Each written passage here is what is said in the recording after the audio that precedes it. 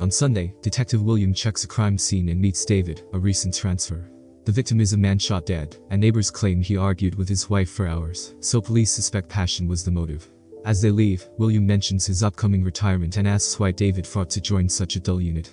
David only says he wants to help, but William reminds him he's still boss for the next week.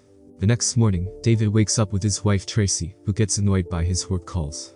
He heads to another crime scene, meeting William again. When David doubts if the victim is dead, he irritates the officer on duty, earning a scolding from William.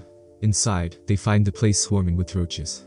At the table sits the dead man, face in spaghetti, hands and feet tied, with a bucket of vomit underneath. David's careless remarks push William to send him off to question neighbors.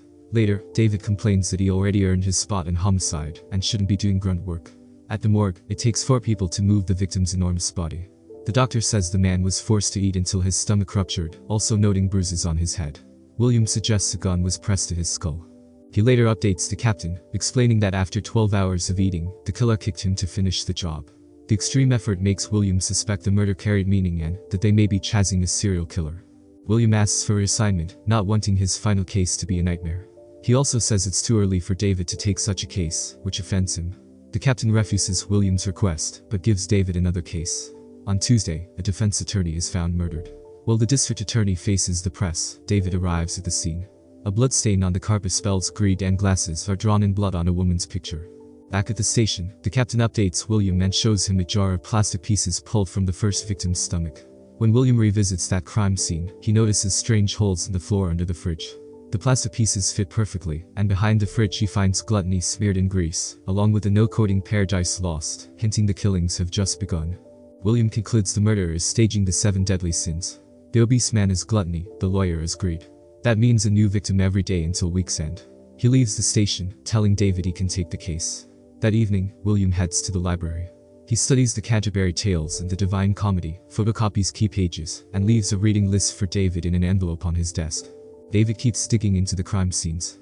By Wednesday, he's frustrated with William's heavy reading list, so an officer hands him Cliff's Notes instead. At the station, he learns he must share an office with William. When his wife Tracy calls, she makes David pass the phone so she can invite William to dinner. That night, William joins them at the table, but he ends up bursting into laughter as the whole house rattles from a passing train. After dinner, the detectives go over the case. David thinks the killer snuck in Friday and tortured the attorney through the weekend.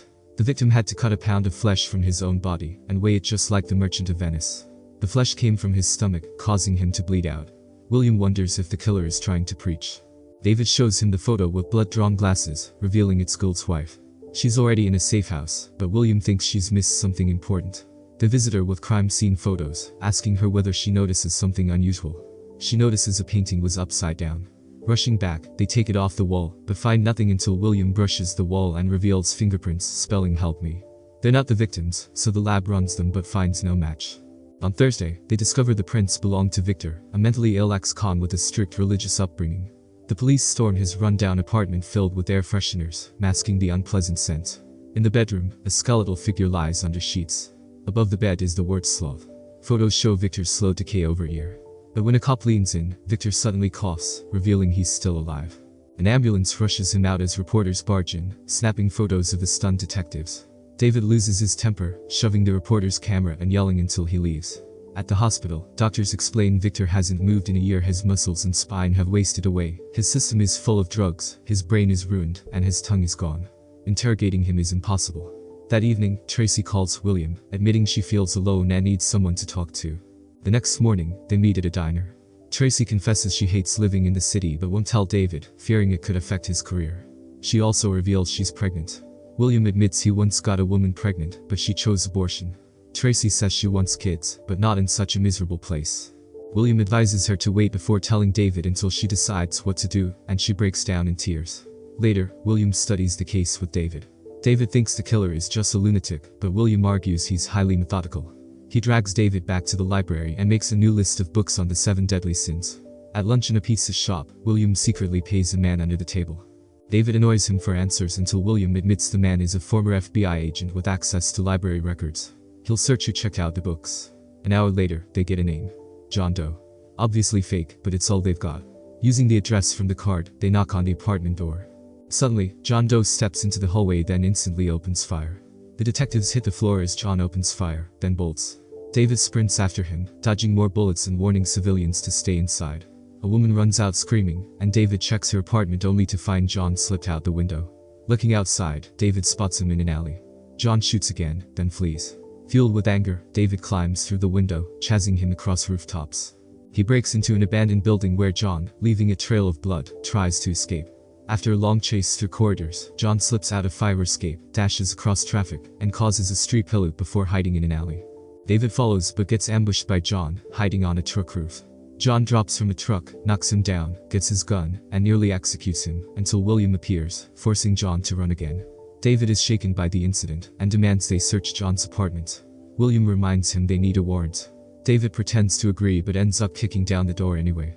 To cover it up, they bribe a neighbor to claim she called police about suspicious activity. With that, the detectives enter John Doe's home, only to discover it's a nightmare inside.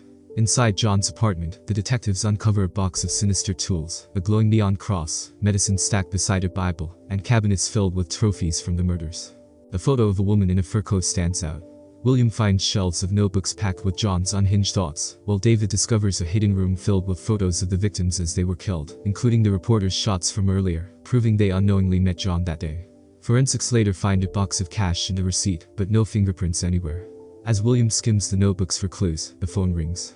David answers, and finds John Doe himself is on the line. He says he admires David, but refuses to spoil the surprise that he has kept for him. The detectives continue reading, realizing John sees himself as a preacher. They decide the woman in the photo must be their next lead. On Saturday, they track the receipt to a leather shop.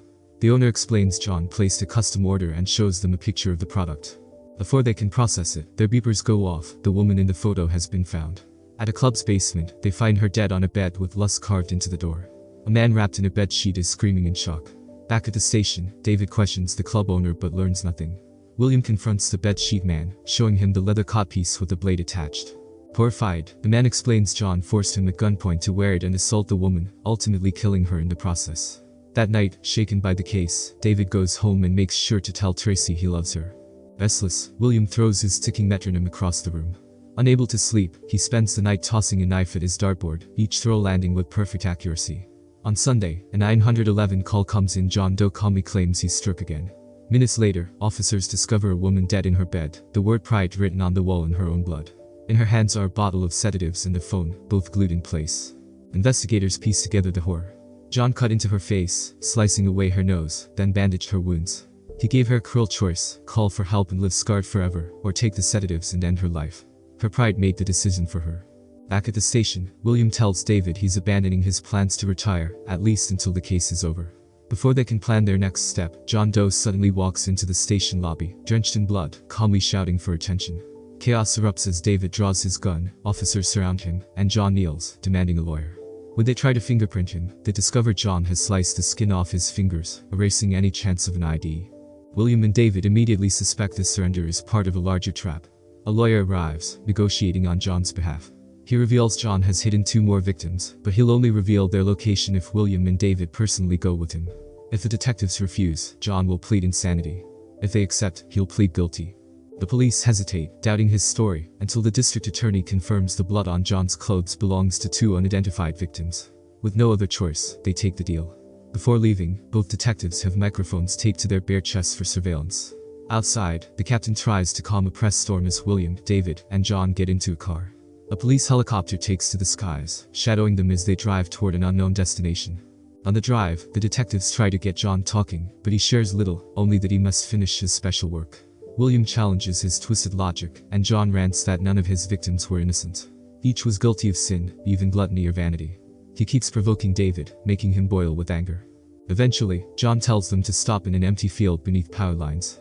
After a while, a van suddenly approaches, so William rushes to block it with his gun drawn. The driver turns out to be a panicked delivery man hired to drop off a package for David. Once cleared, William opens the box and is horrified by what's inside. He radios that John now holds the upper hand. Meanwhile, John calmly reveals to David that he envied his normal life. He paid a cop for details, then visited Tracy and killed her, leaving her head in the box. That makes his sin envy. He tells David to complete the cycle by becoming wrath and shooting him. William tries to calm David, refusing to say what's in the box, but that silence confirms the truth. John twists the knife further by revealing Tracy was pregnant. William slaps him, but it's too late. Enraged beyond control, David shoots John in the head, then fires again and again. By evening, David is taken away for murder. William, weary and broken, finally leaves the force for good, and the movie ends.